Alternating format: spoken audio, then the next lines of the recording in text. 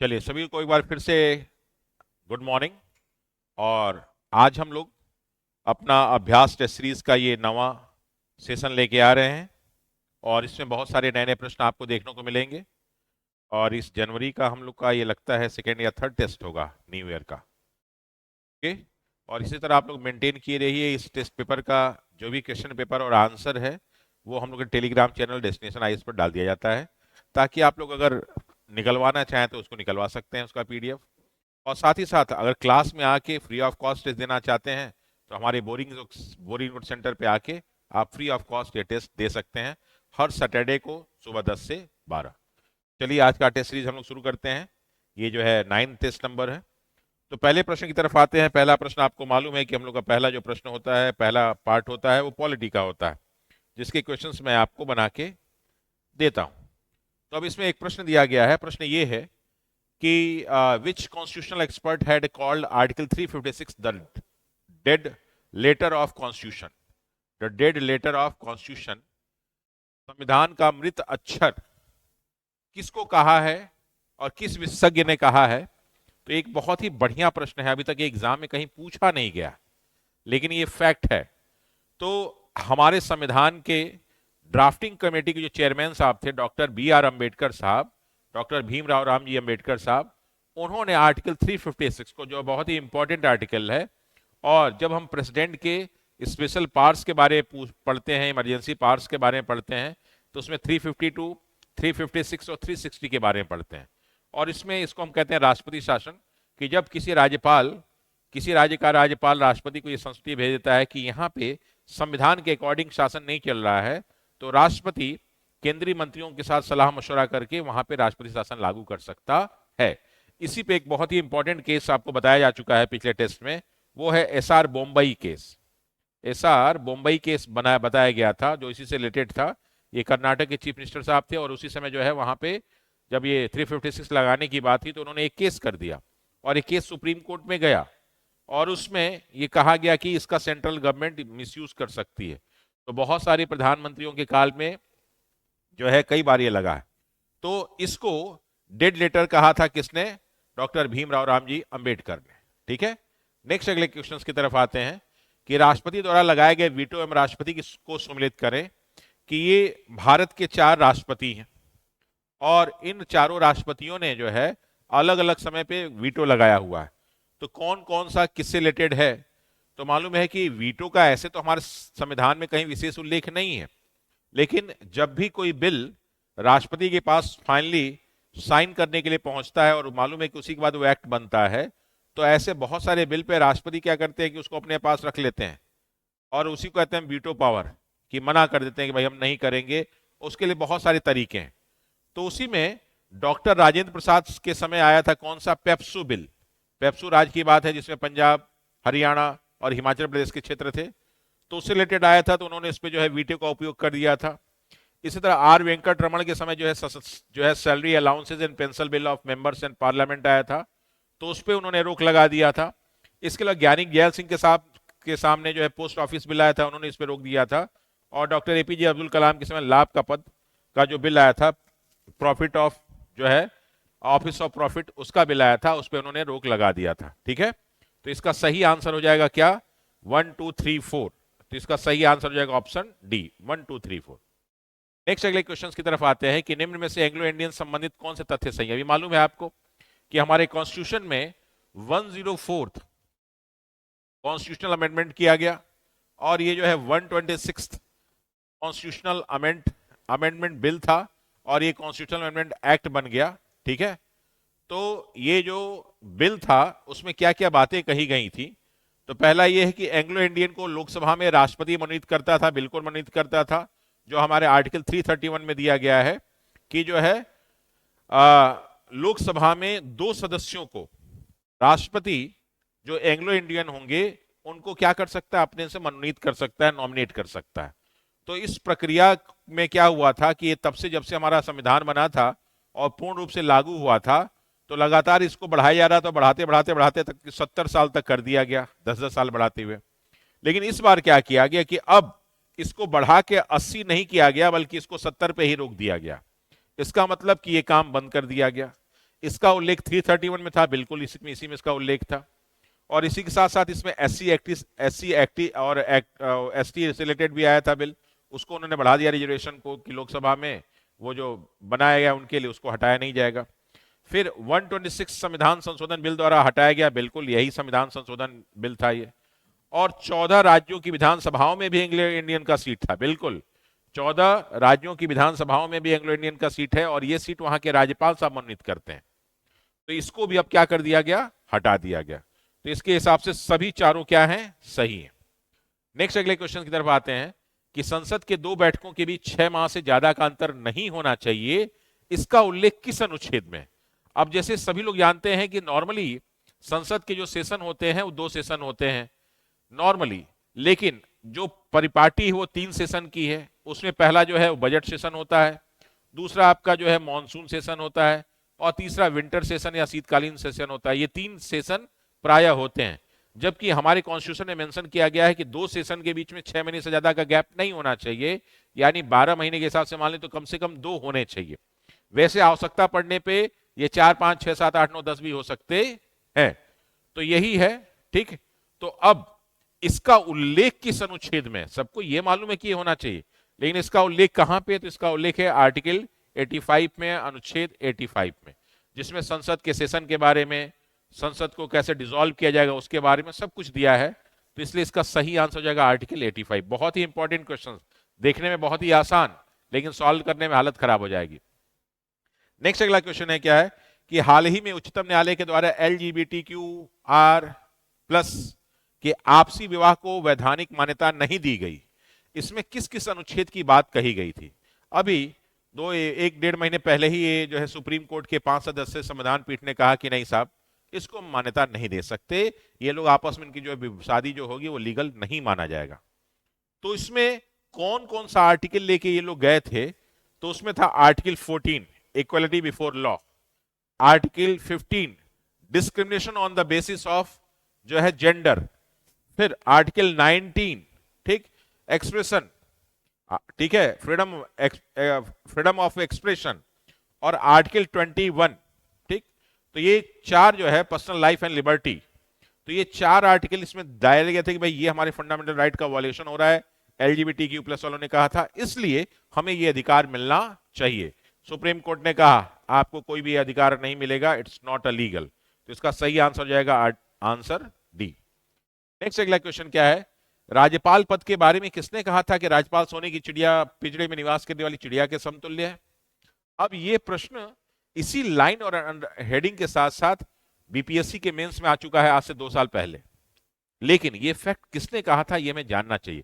Constitution में बहुत सारी लाइन है जो आदमी को जानना चाहिए, तो उसमें एक भी ये भी इंपॉर्टेंट है। तो ये कहा था सरोजनी नायडू ने, जब उनको बनाया गया तो उन्होंने कहा कि साहब ये फील होकर हमको देख के यही फील हो रहा है कि हम सोने के पिंजरे में एक जो है बंद चिड़िया है, कुछ भी काम अपने मन से हम नहीं कर सकते, ठीक है। तो ये सेंटेंस बोला था किसने? सरोजनी नायडू। नेक्स्ट अगला क्वेश्चन है कि भारत का उपराष्ट्रपति राज्यसभा का पदेन सभापति होता है, इसका उल्लेख किस अनुच्छेद में? तो नॉर्मली हम लोग पढ़ना शुरू करते हैं तो आर्टिकल 62, 63, 64, 65 इस तरह पढ़ते हैं, और 64 में दिया गया है कि राज्यसभा का सभापति यानी पदेन सभापति होता है कौन? Vice president. लेकिन इसका उल्लेख कहीं और भी है क्या? तो बिल्कुल, जब हम लोग पढ़ते हैं आर्टिकल 80, जब हम लोग आर्टिकल 80 पढ़ते हैं, सॉरी आर्टिकल 89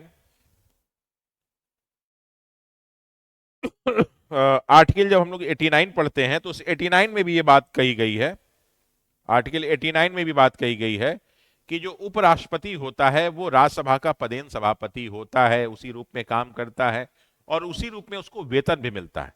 जबकि उसको सुविधाएं जो मिलती हैं वो उपराष्ट्रपति के रूप में मिलती हैं, लेकिन जो वेतन मिलता है वो राज्यसभा के सभापति के रूप में होता है। और एकमात्र ऐसा व्यक्ति है जो सदन की कार्रवाई में भाग लेता है और सदन का सदस्य नहीं होता, और साथ ही साथ अगर इक्वल हो जाए वोट तो उसमें वोट भी दे सकता है। वैसे तो ये सदन की कार्रवाई में सदन का सदस्य न होते हुए भी सदन की कार्रवाई में कौन कौन लोग भाग ले सकते हैं? तो एक तो होता है मंत्री, मंत्री दोनों सदन में भाग ले सकता है चाहे किसी सदन का सदस्य हो। दूसरा ये उपराष्ट्रपति है कि सदन का सदस्य नहीं है फिर भी जो है राज्यसभा में सभापति के रूप में बैठता है। तीसरा कौन व्यक्ति है? अटॉर्नी जनरल, सदन का सदस्य न होते हुए किसी सदन का सदस्य नहीं होता है फिर भी बैठ सकता है।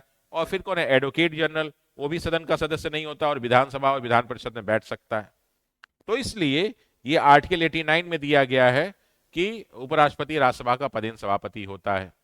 नेक्स्ट अगला क्वेश्चन क्या है कि राज्यसभा के पैनल में अधिकतम कितने सदस्य वाइस चेयरमैन हो सकते हैं।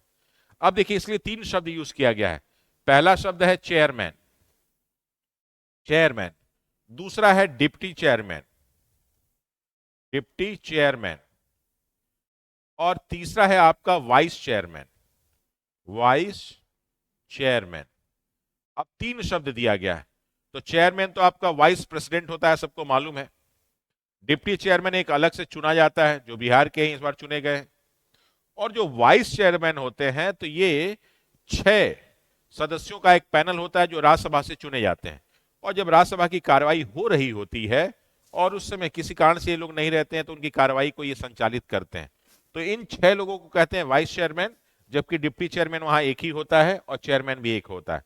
तो यही प्रश्न पूछा है कि अधिकतम कितने सदस्य वाइस चेयरमैन चुने जा सकते हैं, तो आंसर होगा 6। लेकिन बहुत सारे लोग आंसर लगाएंगे 1 पे।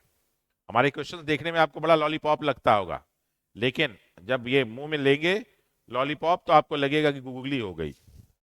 अगला प्रश्न है कि वर्तमान में लोकसभा में अनुसूचित जाति एवं जनजाति के लिए क्रमशः कितने सीटें जो है निर्धारित हैं। Question number 9। तो कितनी सीटें इनके लिए निर्धारित है, लिखा हुआ है 84 और 47। तो एससी के लिए, अनुसूचित जाति के लिए 84 और अनुसूचित जनजाति के लिए 47। तो ये कुल मिला के आपको हो जाएगा 7 4 11 और 8 4 12 और 1 13। 131 टोटल सीटें हैं जो एससी और एसटी के लिए हैं। और अभी जो महिलाओं के लिए स्पेशल एक्ट आया है 106 में कॉन्स्टिट्यूशनल अमेंडमेंट करके, जिनको 33% सीटें दी जाएंगी, तो एससी एसटी के लिए अलग कोई प्रोविजन नहीं है। इसी में से 131 में से ही 33% सीटें दी जाएंगी। नेक्स्ट अगला क्वेश्चन क्या है कि निम्नलिखित में से कौन सा कथन परिसंघीय व्यवस्था के संबंध में सही है। अब हम फेडरेशन की बात कर रहे हैं, तो लिखा है कि जो हमारे फेडरल सिस्टम है उसके लिए कौन कौन से स्टेटमेंट सही हैं। तो लिखा है कि राज्यसभा में सभी राज्यों का प्रतिनिधित्व समान है क्या भाई?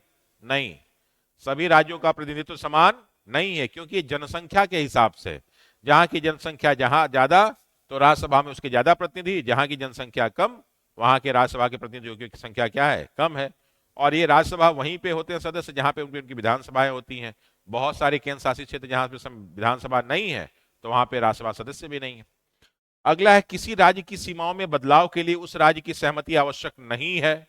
नहीं भाई, सहमति आवश्यक है कि नहीं है? बिल्कुल। ये जो है अधिकार है किसके पास? तो ये अधिकार है संसद के पास। अच्छा, तीसरा लिखा है कि भारत में दोहरी नागरिकता नहीं है।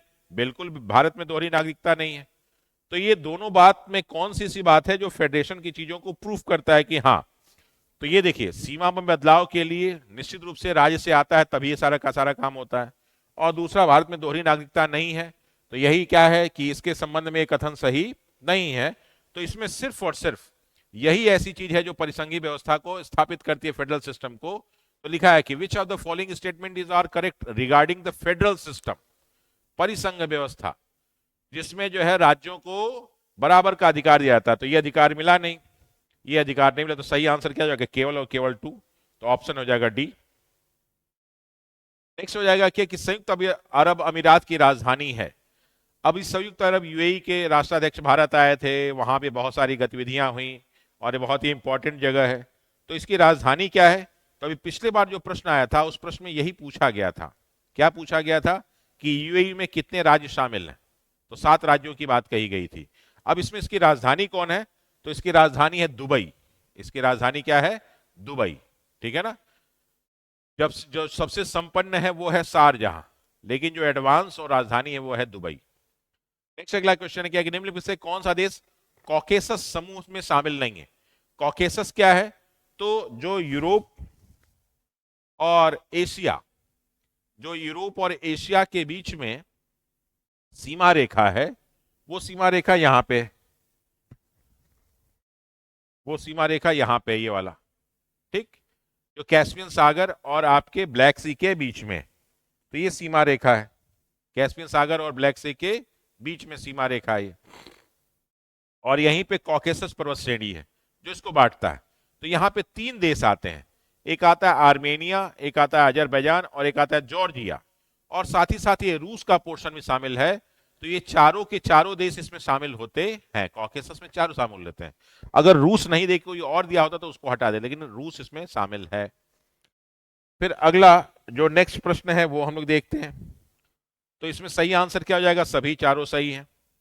नेक्स्ट अगला क्वेश्चन क्या है, निम्न में से कौन सी जनजाति केनिया में नहीं रहती है। क्वेश्चन नंबर 30, कौन सी नहीं रहती है। तो बंतु, बंतु बिल्कुल रहती है। अगर हम अफ्रीका की बात करें, यूरोप, एशिया, अफ्रीका, अफ्रीका की अगर हम बात करें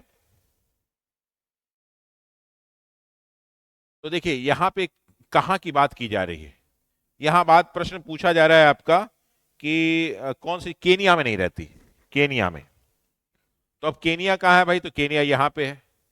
अब यहीं पे युगांडा है, तंजानिया है, ये सारा का सारा। तो जो बंतु जनजाति है जो वनों में रहती है, खासकर कॉन्गो जायरे की है, वो यहां से यहां आती जाती रहती।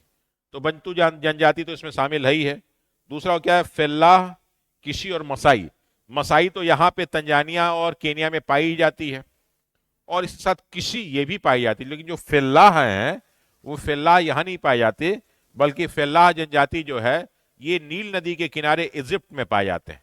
तो चूंकि अभी इजिप्ट के राष्ट्राध्यक्ष भारत में आए थे, फिर केनिया के राष्ट्राध्यक्ष भारत में आए थे, तो इसलिए इन दोनों देशों के जनजातियों से प्रश्न पूछा जा सकता है। तो इसलिए इसका सही आंसर क्या हो जाएगा, तो इसका सही आंसर हो जाएगा कौन सा, फेल्लाह नहीं मिलते, क्योंकि ये इजिप्ट में पाए जाते हैं, ये इजिप्ट में पाए जाते हैं। नेक्स्ट अगला क्वेश्चन क्या है, सुजीत ने अपने मित्र शुभम को बताया कि वो अपने पिताजी के साथ एक देश में घूमने गया था जहां उसने अलेक्जेंड्रिया, गीजा, पोर्ट सईद एवं इस्लामी आदि शहर घूमा। तो वो किस देश में घूमने गया था। अब ये 3 शहर आपको जो दिख रहे हैं, पोर्ट सईद, गीजा और अलेक्जेंड्रिया और इस्लामिया, ये शहर किस देश में। आप कहेंगे सर देश तो देश उसके शहरों को भी हम लोग को याद करा दीजिए। ये प्रश्न इसलिए मैंने नहीं दिया है, ये प्रश्न मैंने इसलिए आपको दिया है क्योंकि अभी कुछ दिन पहले ही भारत में राष्ट्राध्यक्ष आए थे इजिप्ट के। तो इस इजिप्ट का ही एक शहर है अलेक्जेंड्रिया, इसी का एक शहर है अलगीजा, इसी का एक शहर है पोर्ट सईद। ठीक, तो ये सारे के सारे इसी के शहर हैं। कौन कौन से हैं, तो मैंने बताया आपका अलेक्जेंड्रिया, गीजा, पोर्ट सईद और इस्लामिया, ये चारों जो शहर हैं यही के हैं। इसीलिए आपसे ये प्रश्न पूछ दिया गया कि किस देश में गए थे। तो जो भी राष्ट्राध्यक्ष भारत में आते जाते हैं उनके कुछ प्रश्न आपसे पूछे जा सकते हैं। ठीक, और मैं हर बार इस तरह से आपसे एक प्रश्न पूछूंगा। नेक्स्ट अगला क्या है, तो इसका सही आंसर क्या हो जाएगा, सही आंसर हो जाएगा इजिप्ट। नेक्स्ट अगला है कि ओमान की सीमा किन किन देशों से लगती है। ओमान के राष्ट्राध्यक्ष भारत में आए थे, तो इसकी सीमा किससे किससे लगती है। तो लिखा है क्या, यमन, सऊदी अरब, कतर और यूएई। तो जरा एक बार हम लोग देख लेते हैं किसकी सीमा किससे किससे लगती है। तो आते हैं हम लोग एशिया के मानचित्र में, एशिया के मैप में आते हैं और देखने की कोशिश करते हैं कि भैया कौन कौन से ऐसे देश हैं जो टच करते हैं किसकी बाउंड्री को, ओमान की बाउंड्री को। तो देखिए ये है ओमान, ये मैंने आपको दिखाया, ये ओमान। तो ये ओमान है, इसकी बाउंड्री किससे किससे टच हुई, यमन से टच हुई बिल्कुल, सऊदी अरब से टच हो रही है बिल्कुल, और यूएई से बिल्कुल टच हो रही है। लेकिन कतर यहां पे ऊपर है, इससे टच नहीं हो रही है। तो यूएई से टच होगी ओमान की बाउंड्री, सऊदी अरब से टच होगी और यमन से, इनसे टच होगी, कतर से टच नहीं होगी। तो इसका सही आंसर क्या हो जाएगा, तो लिखा है कि पूछा है कि किससे किससे लगती है। तो यमन से लग रही है, सऊदी अरब से लग रही है और यूएई से लग रही, कतर से नहीं लग रही है। तो आंसर हो जाएगा 1, 2 एंड 3। तो 1, 2 एंड 3, ठीक है ना। नेक्स्ट अगले क्वेश्चन की तरफ आते हैं कि वॉशिंगटन डीसी के पहले अमेरिका की राजधानी कहां थी। इसमें पूछा गया कि वॉशिंगटन डीसी के पहले अमेरिका की राजधानी कहां थी। अब हम लोग बहुत सा अमेरिका के बारे में से कहिए तो 2-4 घंटा हम लोग लेक्चर दे सकते हैं, लेकिन एक छोटा सा प्रश्न पूछा जाए कि भाई इसकी राजधानी इससे पहले कहां थी, तो बहुत सारे लोगों को नहीं मालूम होगा। तो इसके जहां हम लोग जो है देखते हैं कि इसकी राजधानी कहां है। तो देखिए पहले इसकी जो राजधानी थी जहां पे इसका संविधान का निर्माण भी हुआ, उस जगह का नाम था फिलाडेल्फिया। क्या नाम था, फिलाडेल्फिया, और उसके बाद ये राजधानी बनी वॉशिंगटन डीसी। तो बहुत ही इंपॉर्टेंट शहर उसके हैं Washington DC, Philadelphia, new Jersey, New York, फिर जो है नेक्स्ट है बोस्टन, मैसाचुसेट्स, ये सब इंपॉर्टेंट वहां के शहर हैं। तो ये जो फिलाडेल्फिया थी यही पहले वहां की राजधानी थी, अब वो जोम्बी सिटी हो गई है, वहां लोग नशा पी के घूमते रहते हैं। तो ये आंसर हो जाएगा इसका आपका क्या, आंसर हो जाएगा फिलाडेल्फिया। नेक्स्ट अगला क्वेश्चन क्या है इसमें कि मकर रेखा को 3 बार काटने वाली नदी कौन सी है। अब कौन सी ऐसी नदी है जो मकर रेखा को 3 बार काटती है। तो ये साउथ अमेरिका में एक नदी है जिसका नाम है बर्मीजो। ये जो बर्मीजो है ये मकर रेखा को 3 बार काटती है, नीचे गई, ठीक है, नीचे गई, ऊपर आई, फिर नीचे आई, तो ये ऊपर से नीचे फिर ऐसे आती है, तो ये 3 बार काटती, ठीक। तो सही आंसर हो जाएगा बर्मीजो। कई लोग सोचेंगे लिम्पोपो या जैम्बेजी या जायरे, नहीं, जायरे मकर रेखा को नहीं, जायरे जो है भूमध्य रेखा को काटती है, लिम्पोपो 2 बार काटती है, लिम्पोपो मकर रेखा को 2 बार काटती है, लेकिन बर्मीजो जो है मकर रेखा को 3 बार काटती। अगला नेक्स्ट है कि सबसे प्राचीन नदियों में अंगारा, मालूम है कि जब पृथ्वी का निर्माण हो रहा था तो ये 2 पार्ट में बटा था, ऊपर वाले कहते थे अंगारा लैंड, और नीचे वाले को कहते थे गोंडवाना लैंड, या इसको अंगारा लैंड को लॉरेंसिया भी कहते थे, ठीक। तो ये अंगारा लैंड जो नाम पड़ा है किस पे पड़ा है, तो ये एक नदी के नाम पे पड़ा है जिसका नाम है अंगारा। लॉरेंसिया किस पे पड़ा, तो ये एक हाईलैंड या पठार है उसके नाम पे पड़ा। गोंडवाना, तो गोंडवाना भी पठार है उसके नाम पे पड़ा। ये अंगारा कहां पे है, तो ये अंगारा है रूस में एक नदी है। लॉरेंसिया कहां है, तो कनाडा में एक पठार है। और गोंडवाना कहां है, तो भारत में गोंडवाना एक दक्षिण भारत का जो प्रायद्वीपीय एरिया है, पठार है, वो है। तो ये तीनों नाम याद रखिएगा कि अंगारा एक नदी का नाम है जो रसिया में है, लॉरेंसिया एक हाईलैंड या उच्च भूमि या पठार है जो कनाडा में है, और गोंडवाना लैंड आपके इंडिया के प्रायद्वीपीय पठार का भाग है। नेक्स्ट अगला है कि टैनले सैप झील, जिसे दक्षिण पूर्व एशिया की महान झील भी कहते हैं, ये कहां पे है। अब देखो साउथ ईस्ट एशिया में अभी आसियान की मीटिंग हुई, हमने पढ़ लिया, लेकिन एक ही चीज को बार बार पढ़ते हैं कि आसियान में कौन से देश, ये देश, उसकी राजधानी ये वो। कुछ ये भी इंपॉर्टेंट प्रश्न पूछे जा सकते हैं नदियों के बारे में, झील के बारे में, जलप्रपात के बारे में। तो ये जो टैनले सैप झील है ये किस देश में है, म्यांमार, कंबोडिया, लाओस और वियतनाम। इसको कहते क्या है, तो इसको एशिया की महान झील कहते हैं, वहां की सबसे बड़ी झील है। तो ये मैं आपको दिखाता हूं कि एशिया में कहां पे है ये। तो एशिया में अगर आप देखेंगे, एशिया में आएंगे आप यहाँ पे, तो मैं आपको ऐसे ही दिखा देता हूँ। यहाँ पे साउथ एशिया की बात कर रहे हैं हम लोग। तो यहाँ पे ये है कंबोडिया, और यहाँ पे आपको नीला नीला दिख रहा है, तो यही टैनले सैप लेक है। तो ये कंबोडिया में है, जिसको साउथ ईस्ट एशिया की ग्रेट लेक्स भी कहते हैं। तो it is situated in Cambodia. तो सही आंसर क्या हो जाएगा, कंबोडिया में। नेक्स्ट अगले क्वेश्चन की तरफ चलते हैं, तो इसका सही आंसर हो जाएगा बी। अगला क्वेश्चन क्या है कि जापान की निम्न प्रमुख शहर एवं द्वीप को कौन सुमेलित नहीं है, कौन सुमेलित में द्वीप में कौन सुमेलित नहीं है, ठीक है, कौन सुमेलित नहीं है, ये या देखते हैं।